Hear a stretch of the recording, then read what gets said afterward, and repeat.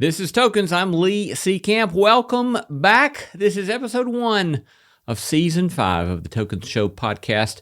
Delighted that you continue to be with us, and pleased to hear from some of you that said you were just kind of trying to struggle through in the break without any Tokens Show podcast episodes. So we're back, and delighted to be back. And one of my favorite topics discussed today with a friend here in Nashville. When the philosophers and theologians talk about cardinal virtues, they're not referring to Catholic priests garbed in fancy red outfits. What they mean by cardinal is practices that are central. That is, cardo is the Latin word for hinge, and so cardinal virtues are hinge or key turning points, practices for living any sort of life worth living. One of the 4 classic cardinal virtues is courage. Today's episode is, by and large, an episode on courage. Courage comes down to what is the response to the fear. That's Dr. Russell Moore, one of America's leading public theologians and previously the president of the Southern Baptist Convention's Ethics and Religious Liberty Commission, and is now the director of Christianity Today's Public Theology Project. In recent years, he's had lots of opportunities to face varied fears and challenges, including insults from former President Donald Trump and the very public decision Russell made to leave the Southern Baptist Convention. He reports that from the time he was 15, he's wondered, is Christianity a fraud, a tool of social manipulation, or do Christians and Christian churches really believe the stuff they say they believe? I was trained to deal with people who intellectually couldn't accept the supernatural or ethically couldn't accept Christian morality. But most of what I deal with is not that. It's people who are saying, I don't think you believe that. A compelling, important interview with Russell Moore coming right up.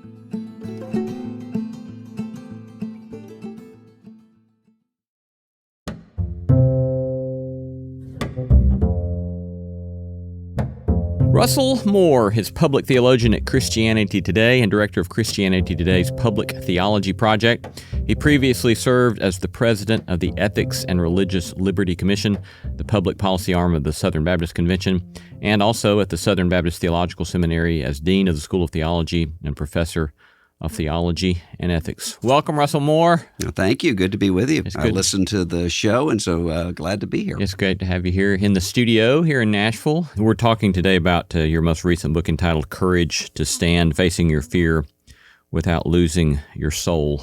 And it certainly raises one of my favorite topics, that of courage. And years ago in teaching my ethics classes at the end of a semester, it hit me that I could school my students with excellence to think through issues.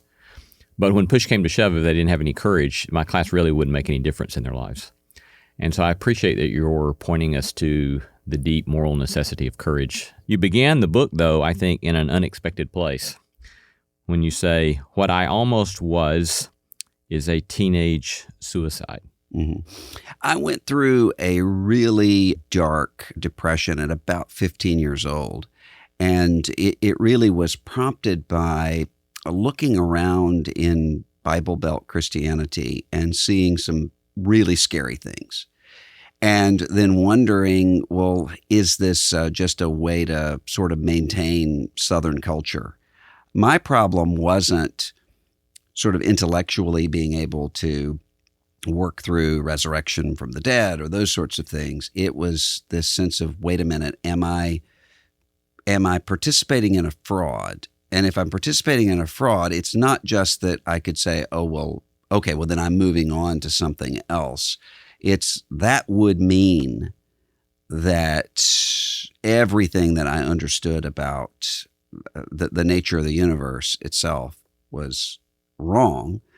And so it just led to this deep struggle that I came out of, and I'm glad that I went through, because it almost was an inoculation against those sorts of things later on. Yeah, you say that during that time you saw some things that were scary. Mm-hmm. What were some of those things? Well, some of them were really almost pedestrian, but voter guides that would be distributed in churches. And so it seemed to be that what really mattered was the politics of everything, and the Christianity was secondary to that and a way to support that. But then some of it was seeing the kind of under the surface violence and racism, and knowing when you would hear about situations of what now we would know of as spiritual and sexual abuse, probably, but just sort of whispers about, well, so-and-so at such and such church has been involved in something and now he's called to full-time evangelism. And you see somebody just sort of moving on.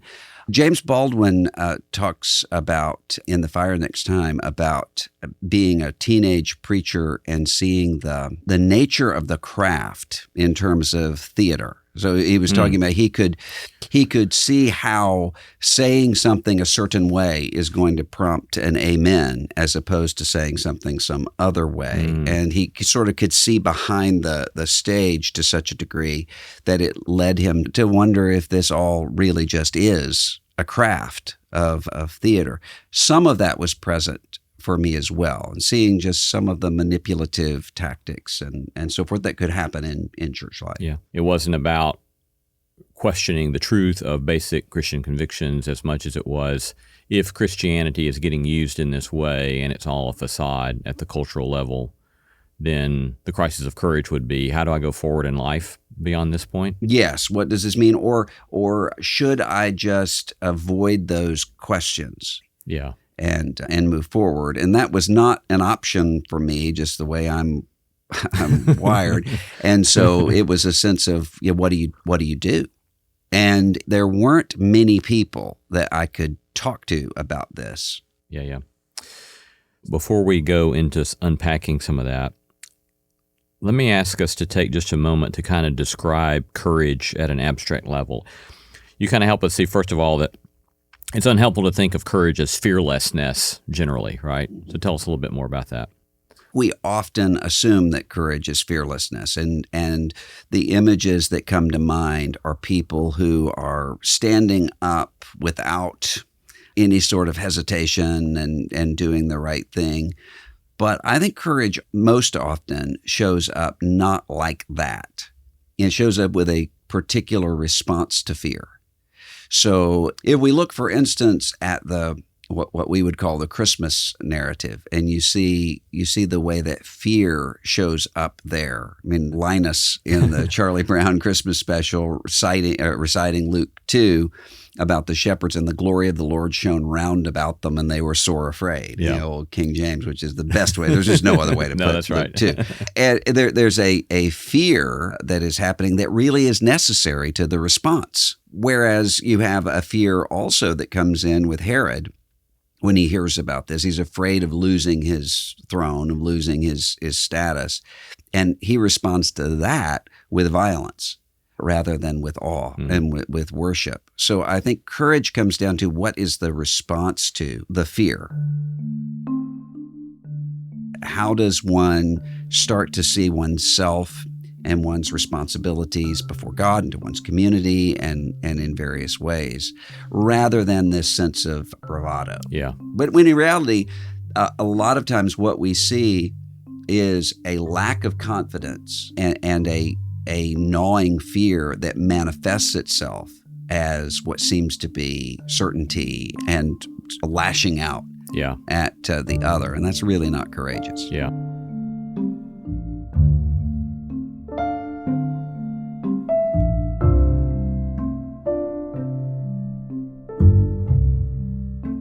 Yeah, I like the way, Aristotle, when he talks about virtues, always points to most all of them, not all of them, but most all of them as a mean between two associated vices, right? So with courage, it's either a vice of deficiency or a vice of excess. So the vice of deficiency with regard to courage would be cowardice, and the vice of excess would be a fear of foolhardiness. Courage is particularly concerned with fear. And as you said, it's the right response to fear in that context. Yeah, and usually that comes down to understanding one's own point of vulnerability. So there are going to be people who have more of a tendency toward cowardice and withdrawal in the face of fear. And there are other people who are going to have more of a temptation toward recklessness or combativeness.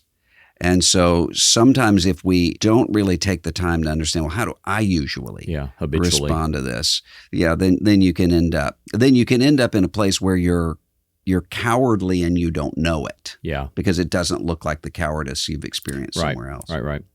Yeah, and I think once I started investigating this in my own self, I realized that there were certain areas of my life I could be cowardly, and other areas of my life I could be foolhardy. Yeah. And that, I would find myself sometimes with regard to personal conflict being cowardly, and with regard to professional conflict being combative or unnecessarily reckless in saying certain things in public. Another thing I've done with my students in this sort of regard is I've really pushed them to try to take seriously the notion that courage, if you go back to Aquinas, the 4 cardinal virtues, courage, prudence, temperance, and justice, that those are the 4 that we can actually train ourselves. So I tell them, practice every day doing something hard, because that is training in courage, to navigate facing something that prompts some sort of anxiety or fear in us. Yeah. And so that also points to, you have a fairly lengthy conversation about fight or flight, and that sometimes you need to run, sometimes you need to stay and face the conflict. But again, it depends upon the personality, it depends upon the circumstances, which goes back to, that reminded me of the Catholic philosopher Joseph Pieper, who in his book, The 4 Virtues, says there is no virtue apart from prudence. We always have to be figuring out the circumstances, the particularities, and navigate those. And so, but how are ways that you've seen that to be true in navigating the prudence piece? Well, one of the things I think that's difficult there is that some people want there to be an easy formula for prudence. So you can walk through these steps and then know for certain whether withdrawal or engagement would be the right issue. And that's just not how it works. Yeah. So you learn prudence in 1,000 small situations. I think even Aquinas gives like 8 different potential characteristics, even of prudence, right? Yeah. So and you're going to get it wrong. Right. There are going to be many times when you're going to get that wrong, and you learn from it and you recalibrate. But having the sense of recognizing, paying attention, I think would be the most important. Paying attention to what's the context, who am I, who are the people that I'm dealing with, and we all really have to do that. Yeah. I have 5 sons. I can think of 2 of them who have completely different sorts of personalities. Right. One who's more prone toward worrying and who wants to see everything in kind of black and white categories, and another who's very chill and who just his attitude is everything will work out. If I treated them the same, then I would end up, it would be a disaster. Yeah. So you have to know, who am I dealing with? What are the set of contexts around me, and then proceed. Yeah. So going back to what you said a moment ago about courage, it's not this kind of triumphalistic bravado. And then you have a chapter in which you explore particularly the way in which following a crucified Messiah has to inform courage. Mm-hmm. And you have this line, only the crucifiable self, which I don't remember ever having heard the word crucifiable. I'll be using that one. That's very helpful. Only the crucifiable self can find the courage to stand. So unpack that for us. Eugene Peterson, in one of his books, he talks about the exoskeleton. And he says, look at a crab, for instance, that has the skeletal systems on the outside.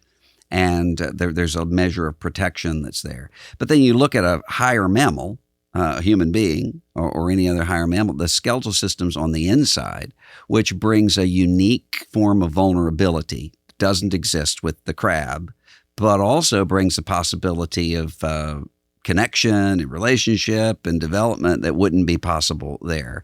And so I think there's a way to try to build exoskeletons around ourselves to protect ourselves from getting hurt that can just end up separating us out from love. So, for instance, I've worked for years in areas of orphan care and foster care and adoption. And one of the things that I would find is that sometimes people would move from prudence toward this sort of blueprint idea of getting rid of risk. So someone would say, well, before we move forward with opening our home for foster care, for instance, we want to make sure that there's no risk involved here. And I mean, there's certainly a place for looking through and saying, let's minimize risk. But what I would have to come in and say is, when you're dealing with human relationships, when you're dealing with love, there is no way to evacuate risk. If you love, you are, by definition, opening yourself up to be vulnerable to hurt. And sometimes it's easier to cultivate this sense of not caring, of a kind of numbness, in order to avoid being hurt.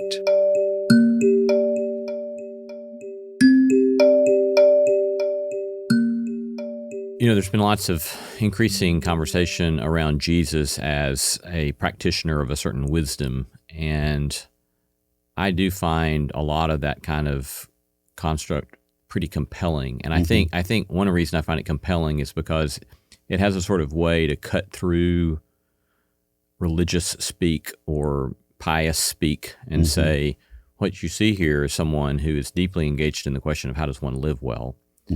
And in the context of this conversation, I was thinking about the passage out of Hebrews where it says that through his crucifixion, he freed all those who all their lives were held in slavery to the fear of death.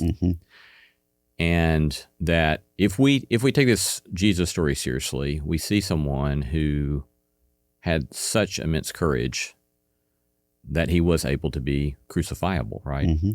And the sort of immense moral courage that can be in one if we're willing to be crucified, right?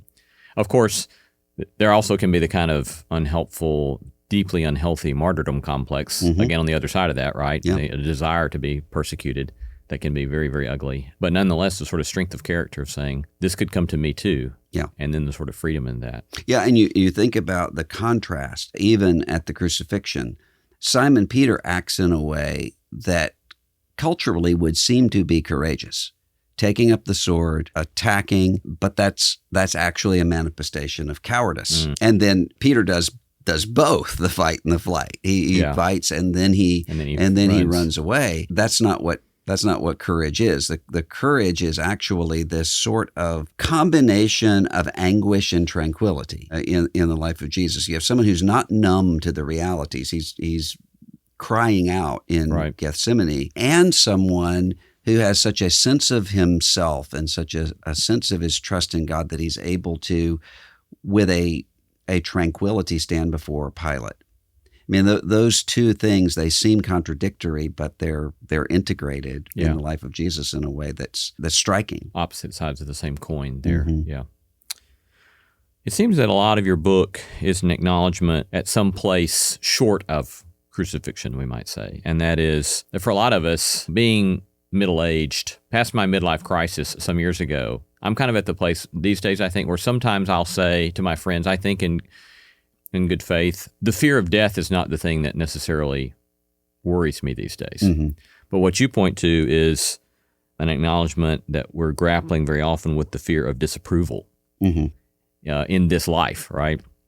And you say early in the book, I want to be the kind of Christian who can stand without the fear of being out of step with whatever group of people I am looking to for approval. And that reminded me of one of my favorite authors, Dag Hammarskjöld, in his book Markings, where he has this line where he says, maturity, among other things, a new lack of self-consciousness, the kind you can only attain when you have become entirely indifferent to yourself through an absolute assent to your fate. He who has placed himself in God's hand stands free vis-a-vis men. He is entirely at his ease with them because he has granted them the right to judge. And so I heard a resonance between that quote I carry around from Dag Hammarskjöld and what you're pointing to, but unpack this sort of dealing with the fear of disapproval. Well, I think that most of what we grapple with when it comes to fear comes to that, to the question of Kierkegaard said, people don't fear holding a wrong opinion; they fear holding an opinion alone. And that's certainly true, and there are good reasons for that. We want to be protected by the herd and by the people. An evolutionary around. instinct to be a part of the crowd. Well, Right? yes, and Jason Lanier, the tech writer, in his little book, 10 Reasons to Delete All Your Social Media Accounts Right Now, one of the things that he talks about is the lone wolf switch and the pack switch. And he says both of those are necessary, because there are times when you cannot be thinking. You're in a war, or you're in the middle of a fire. Everyone has to just sort of merge into one hive mind at that moment. Problem is that there are so many pressures to turn that switch all the time, which actually leads to the degradation of the hive or of the pack, however you want to talk about it. Now, Wendell Berry talks about wisdom being found on the margins, and he talks about it in a way that I think is compelling, because it's not about individualism. It's not about, well, you can't judge me, I'm off on my own. It's this sense that the person has to go out into the desert in order to figure out what's real and what's not, to be able then to return to the rest of the community in order to serve. And I think that just manifests itself over and over and over again, where in Scripture, for instance, you will have people who are profoundly lonely, but the loneliness is not a negation of community. It is for the sake of future community. So I think there was a friend of mine who was talking to me one time about his father, who had been the pastor of a church in Mississippi in the Jim Crow era. And he had integrated the church, or tried to integrate the church. The deacons were not happy with this. The Ku Klux Klan, these people were not happy with this. And he ended up getting fired and had to move. His son was in high school. They had to move, go somewhere else. He had to take work cleaning hospitals at night, and so forth. So when the dad was dying, he said to his son, he said, he's sort of going through all his regrets. And he said, I'm really sorry that I had to just disrupt your life a senior year in high school, and you lost all your friends because I was fired. And the son said, Dad, you gained your son in that moment, because I was able to realize this isn't a job for him. This is something else. He said, it completely changed my life. Well, that was an experience of great loneliness. It would have been easier just to adapt to Jim Crow ecosystem for him. But in order to do that, he would have cut himself off from multiple communities, the community of those who didn't have power in that moment, and then also his own son. I think that shows up in many of our lives often. Yeah, that's really helpful, that we go through these periods of loneliness, potential isolation for future community. Or maybe in worst case scenarios for the individual, it may be for a future community that they don't even get to enjoy themselves. You have a section where you talk about gatekeepers, those who are determining who's in and who's out.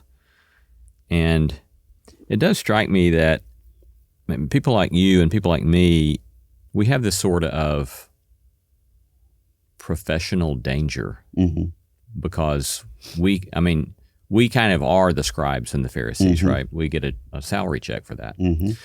And yet at the same time, in the kind of work we do, you're also having to deal with other sorts of gatekeepers who they're getting their checks for doing their stuff. And so how do you think about navigating that sort of, in your life, you're both pushing against certain gatekeepers and also represent being a particular kind of gatekeeper?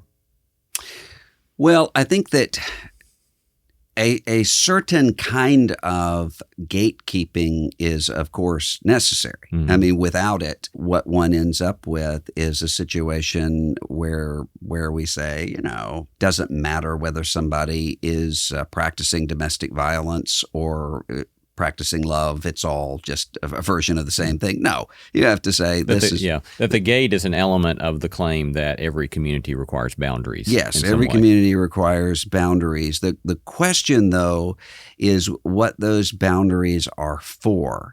And when the boundary itself becomes the goal, that then becomes a very dangerous place to be. And that can show up in almost any community.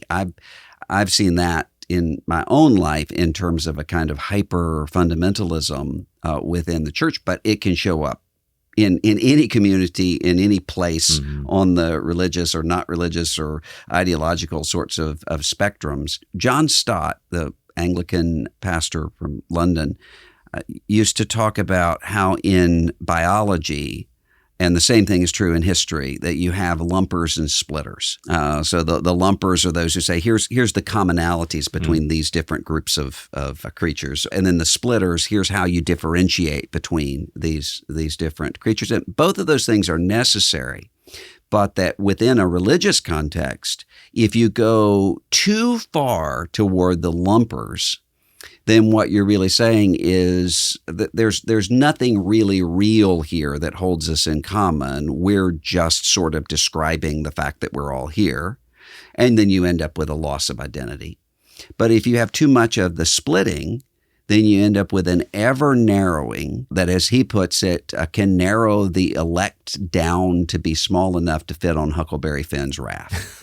And that is certainly the case. And often, I think where that comes from is sort of along the lines, I'm on university campuses all the time, and I'm talking to atheist students all the time. Usually those atheist students are civil and genuinely curious. Sometimes you will have an angry atheist who's really red-faced and upset. I have never seen one of those situations yet where that was not someone who was coming out of a religious context. And so they weren't really talking to me. They really weren't talking to Christianity. What they're talking to is a mom or a dad or an aunt or a pastor or someone who had harmed them. And they're saying, I want to get completely away from that. And it works the other way as well. So you can have people who, you see this a lot in churches, for instance, that have split over some sort of theological, or at least sometimes allegedly theological sort of issue. Yeah. What they're constantly ending up doing, I think sometimes, even when the split's legitimate, there's a sense of the fight as a demonstration of conviction. And then once those issues are resolved, in order to feel as though one really believes something, one has to constantly be fighting. And so it's an ever narrowing down of who the people are who are to be fought. Yeah. And that becomes self-destructive. This reminded me of an allusion Russell made in his book to Walker Percy's book, The Moviegoer. The main character of Walker Percy's Moviegoer is a fellow named Binks Bowling. And Binks Bowling speaks of going to the library, reading all the political rags. And he says this, quote, "Though I do not know whether I am a liberal or a conservative, I am nevertheless enlivened by the hatred which one bears the other. In fact, this hatred strikes me as one of the few signs of life remaining in the world. This is another thing about the world which is upside down. All the friendly and likable people seem dead to me. Only the haters seem alive." End quote.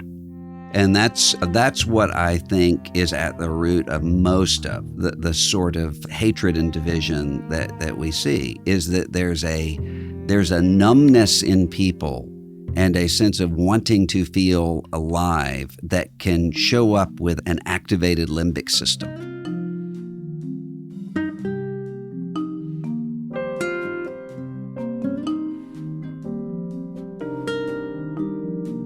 You're listening to Tokens, Public Theology, Human Flourishing, and the Good Life. We're most grateful to have you joining us. This is our interview with Dr. Russell Moore. Lots more coming up in Part 2 on politics, fear, and faith, including getting tweeted about by Donald Trump and a decision to leave the Southern Baptist Convention.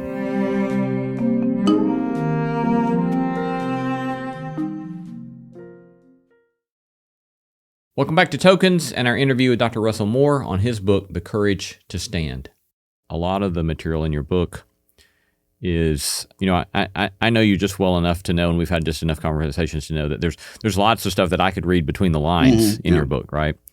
And so, for example, in a letter that was leaked that you had written to some of your board members in a previous organization, you said that you had faced constant threats from white nationalists and white supremacists, including within the convention of your denomination. So what does that look like? What did those particular experiences look like? And both, not just in the level of particularities about how a threat came, but how did you end up processing that sort of threat? Well, the more extreme cases were the easier, because when you have someone saying, something along the lines of, if we don't do something to put black people in their place, they're going to burn all our cities down. I mean, you can recognize that immediately for what it is. But it's different when you have sort of the charge that says, why are you talking about these things that's divisive? Often what people would do is to say, here's the cause, whatever the cause is. And if you talk about these things, you're sacrificing the cause. So for instance, I was at one point talking about the grief being experienced by black and brown evangelical Christians as a result of the way that the concerns that many of them were raising about the rhetoric of Donald Trump were simply waved away by white evangelicals, so that doesn't matter. When people would say, well, yes, but if you talk about that, then what you're doing is you are sacrificing the lives of unborn children, because our side, quote unquote, is not going to win, and then that's going to have these consequences. Or if you talk about these issues of race, and often it would come to race, what you're going to do is to create division that then will end up with missionaries unable to go out onto the field, even though the missionaries were the very ones who were more concerned about these issues than anyone else, because they're seeing the way it shows up and the way that what's happening in the United States then is exported around the world. But those sorts of things, there's a way where I thought about this when I was talking to someone not long ago who had served in a completely different context, didn't have anything to do with the church. And she was talking about being in these meetings in a really toxic sort of corporate culture, where she would look around the room and say, does anyone else realize how crazy this is, what we're talking about? She said, and everyone would just seem so calm, and she would think, I must be the crazy one. And then afterwards, she would talk to a colleague and say, now, wait a minute, I'm just checking myself. That meeting was insane, right? Oh, yeah, totally. But you do get to the point where you start asking, gaslighting is a real thing. It really does happen. And you get to the point where you start to constantly question yourself, even though you're not the one who's changed. Yeah. In that respect. Yeah. In 2015, when Donald Trump begins to gain some traction in his campaigning, you began to be increasingly noted as one of the few prominent evangelicals in the country to raise questions about Donald Trump. I think at one point you spoke of the dangers of following an arrogant huckster like Trump, in response to which Trump tweeted, Russell Moore is truly a terrible representative of evangelicals and all of the good they stand for, a nasty guy with no heart. Mm-hmm. I have that tweet framed on my wall. I really do. So what was that like when that first starts happening, in which you become aware of the fact that you're becoming one of the few evangelicals who's speaking up and saying, I'm pretty concerned about this? Well, at the beginning, I was one of the few speaking up about it, but I wasn't. But there weren't very many people who disagreed with me, at least in terms of the way that they were speaking behind closed doors. As a matter of fact, There are very few exceptions if we look at the people who are on television defending President Trump who haven't said the exact same thing that I was saying behind closed doors and who had the exact same concerns. I've even been on television programs debating this issue, and during the commercial break, whoever I'm dialoguing with is commiserating about how awful and then as soon as the lights go back on, right back to defending this. So at the beginning, it wasn't what it ended up being, which was more and more people who were saying we have to adapt to this. And one of the things that was concerning to me, I think it may have even been on your podcast, that Kristen Dumas was saying something along the lines of, you can see Russell Moore going through the stages of grief in 2016, which starts with, well, evangelicals aren't supporting Donald Trump. At the time, that was true. And then, well, church-going evangelicals aren't supporting Donald Trump. At the time, that was true. And then, well, there are evangelicals supporting Donald Trump. I don't agree with that, but they're not approving of this. They're making a lesser of two evils, a sort of argument. At the time, that was true. And then eventually gets, okay, here we are. But I think what worried me is that I knew all along, just on the basis of the way that political culture works in the United States, across the ideological spectrum, that the people who were saying, well, I don't approve of this and this and this, but I think this is better than the alternative, and let's go with this, and then let's hold him accountable. I knew that was not likely to happen because there's just so much pressure in this sort of political environment to find an avatar and then to adapt to that avatar. So there were very, very few people who would say, I'm kind of for Donald Trump, I voted for him, but I'm going to be the one standing up and saying, this is wrong. That just didn't happen very much. Yeah. And that's what worried me. And especially because this wasn't a figure that was unknown to us. This is someone we all had experienced over the years. I remember sort of a key moment for me was in 2014, I think it was, during the Ebola scare, when he had said that missionaries overseas who had been working with Ebola patients shouldn't be allowed back into the country for treatment, and said something along the lines of they knew what they were doing when they went and they should bear the consequences, which was, in my mind, deeply evil.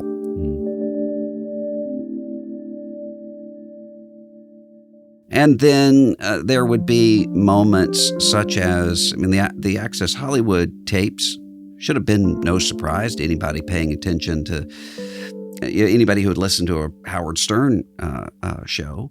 But I thought at the time, okay, well, now people are able to see, and they'll at least understand what the problem is here. And what happened was that people went quiet for a few days and sort of watched how things shook out, and then simply adapted back as though nothing ever happened. That's life in the United States right now.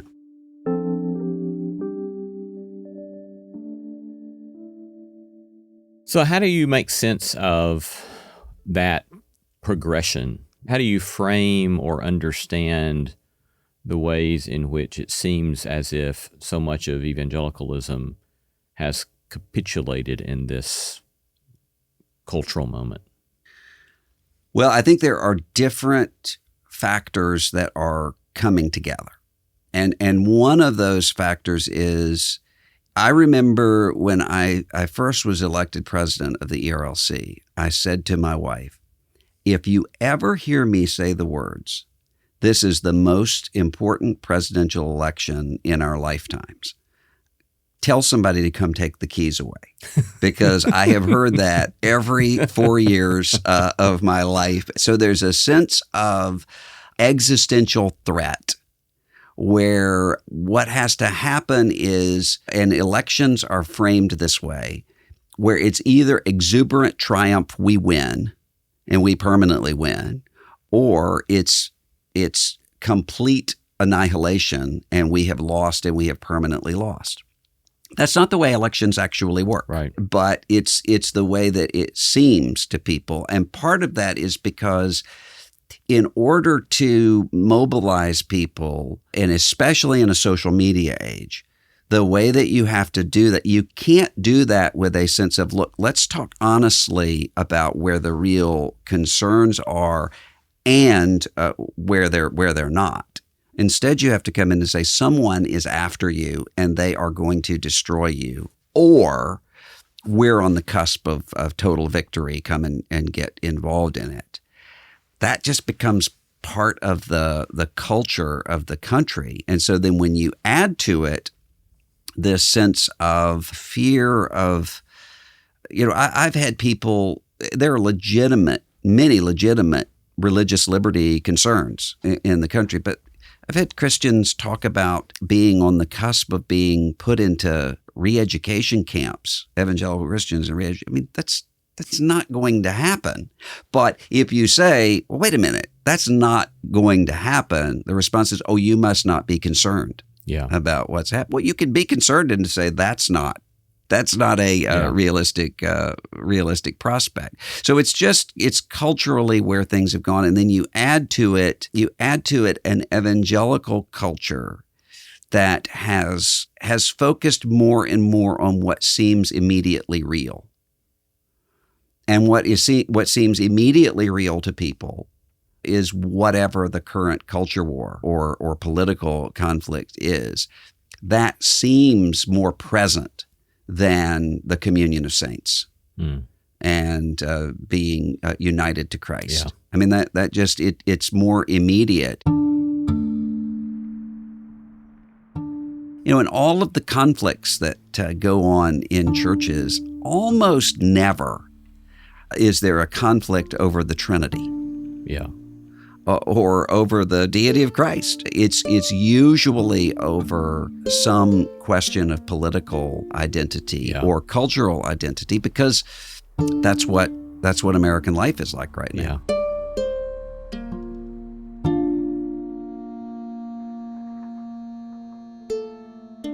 So going back to two earlier parts of the conversation, most proximate, your observation about the mechanisms of marketing and social media that are kind of precipitating the fight or flight response in us.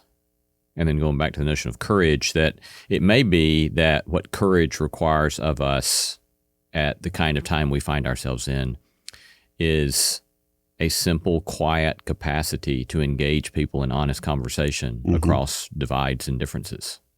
Yeah. And that's very, very difficult to do because the incentive structures are all in the other direction. Because what's happened is, I told someone a couple years ago, working in Washington and working relating to government and then relating to the church, I said, the most important thing I ever did was serve early on in youth ministry, because that's what everything is.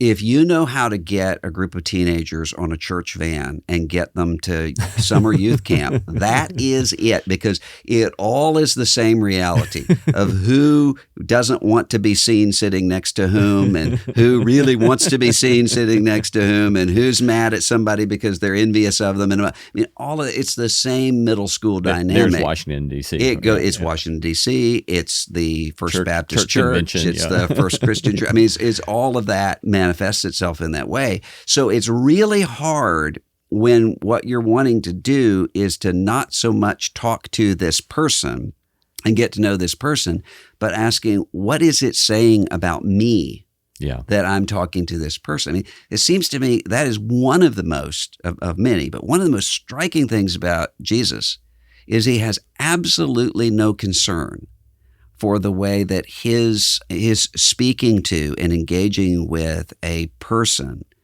would reduce his social status or his place in the tribe. That is completely absent Yeah. from the motivation there. And that's why I think it's very difficult, but that's exactly what has to happen, because I mean we have maybe more ability to debate than at any time in human history, and there is no debating going on. Whether it's online or on cable news or in maybe in a school board meeting, saying like, nobody's talking to the other person. Right. They're not really trying to persuade that person. As a matter of fact, in many cases, they wouldn't know what to do if the person said, you have a good point. Instead, they're looking behind them at the tribe back there to say, what do you think? I'm showing you that I belong to you because I'm saying these things. Yeah. And that starts a cycle that becomes very difficult. Obviously, it's been quite public that in the last year, you've made the decision to leave the Southern Baptist Convention. Mm-hmm. And how have these issues of courage, discernment, prudence played a part in that major decision for you? Well, I think the way they played a part is the absence of those things, the quest for those things, because I spent the last 5 years. I was telling a journalist a few weeks ago because I was really worried about something that was, I don't even remember what it was, but something that was going on in the Southern Baptist Convention, and I was hoping that they would do something healthy there. And he said, "Why do you care?" And I said, "Because I love those people." I mean, I said, and the truth of it is, I said, 95% of them are fantastic people. The overwhelming majority of them really are good people. I learned how to love God and neighbor from them. So, I mean, my whole identity was from the very beginning. I've been in a Southern Baptist church 9 months before I was born, and ever since. And not just in a Southern Baptist church, but at least in the time when I was coming of age. That was a key part of your entire identity. Yeah. With a lot of the, sort of triumphalistic bravado that comes along with that. That's the greatest missionary force since the Apostle Paul. And the attitude was never that we were the only Christians. It was, there are many other Christians, but bless their hearts. If only they could, they would be one of us. So we should really take that to have gratitude and bear the noblesse oblige. So that you don't get out of that really easily. And part of what was going through my mind was a sense of guilt, because I felt like if I were to even consider leaving, that I would be abandoning some great people who have loved me, and a sense of shame of the need to walk away from it and the loss of identity, all of those things. It is a very difficult thing. And so I was almost for a while in a state of internally of paralysis, where I'm thinking, I don't want to make the wrong decision here. And the only way that I really came to make that decision is because at the beginning, I would listen to the counsel that I was giving to other people. So for instance, one day when I was about to leave, a pastor had been one of my students, called me and said, I'm thinking about leaving my church. And I said, "Why?" And he started talking about these people who were really doing some awful things to him. And I said, "Well, how many people are we talking about?" 10 people. I said, "Okay, that's 10 people in a 400-member congregation. Why would you leave the 390 people because of these 10 people just to go somewhere else where there'll be another 10 people?" And so I would hear that and say, don't give up. You've got to persevere through this. Until I eventually realized what's happening is that I'm going to end up not being able to carry out what I committed to do when I walked down the aisle at my Southern Baptist church and said, the Lord's calling me to ministry. I wouldn't be able to do that because, with the sorts of psychological warfare that I was dealing with, again, with a tiny minority of people. And every time that the big group, when the Southern Baptist Convention meeting would get together, they could not have affirmed or encouraged me more. Never did they do anything in those meetings that was anything less than totally encouraging. But then they would leave. And so then you would have what would happen in between meetings. There would have been no way for me to say, hey, everybody, let me tell you about what just happened here, about the 8-hour heresy trial that I just had to go through. You can't do that without creating a problem for them in a way where I eventually said it's starting to show up in my mind where I'm saying, here are the things that I need to do.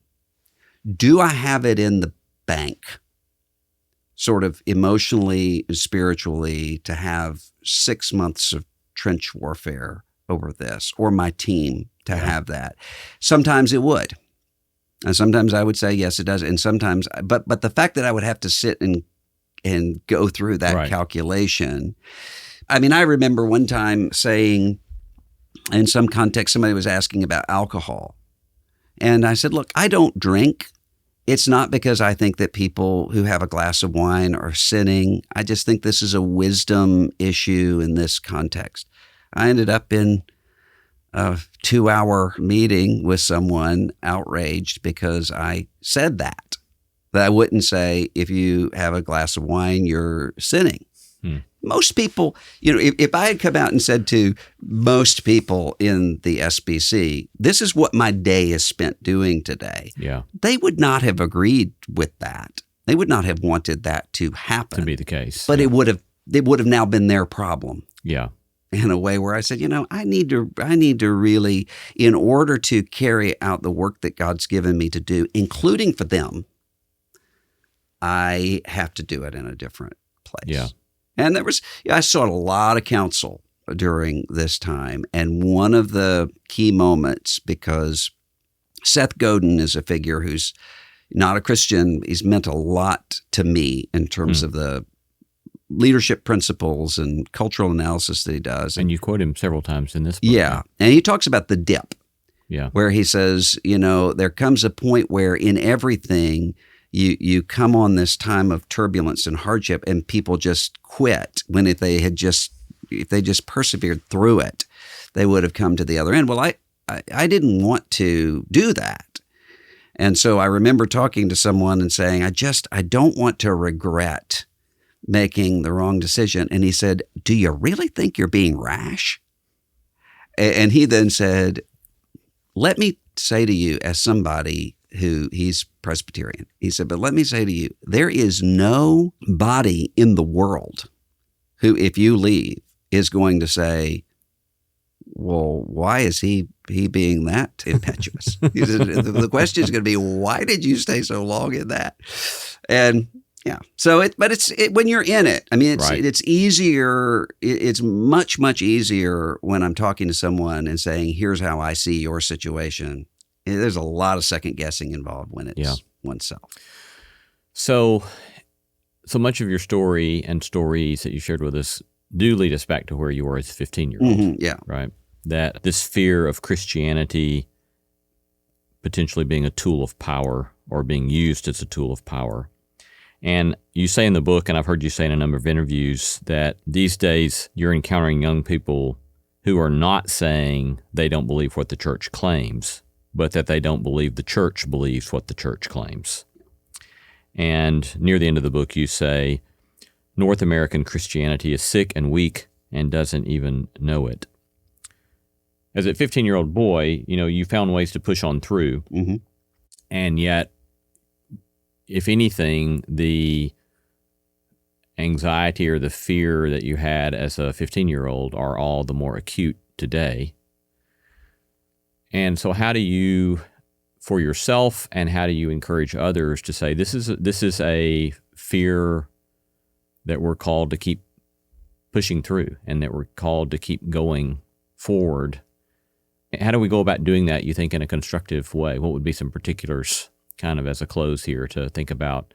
How do we keep doing this in a constructive, beautiful way that points to some sort of goodness and truth? Well, I mean, I think about, and you're right, I'm acutely aware constantly of the 15-year-old Russell Moores who are out there, regardless of their ages or where they're coming from, but who are having that same sense of crisis. That's, I've spent my whole life talking to those people, and that's who I want to give the rest of my life talking to. But I think about what it was that actually pulled me out of that. And some of it was very local, and some of it was not local at all. So the local part of it was growing up in a context where I think probably more important than anything was liturgy. But then also what really pulled me out of this was to realize all of the people who are overhearing conversations, and what they're doing is they're not engaging in arguments at all. They're just stepping back and watching. And I know that I was watching people in my home congregation and seeing the way that people would love a spouse through Alzheimer's, or deal with a cancer diagnosis, or help the family whose house burned down. And all of that is sort of going into the mind and the heart to say, here's a moment to see, is this real? Been talking to Russell Moore, public theologian at Christianity Today, director of Christianity Today's Public Theology Project. Thank you, Russell, and for your time today, but more for your work and your witness in the world. Thank you. Well, likewise. Thanks for having me.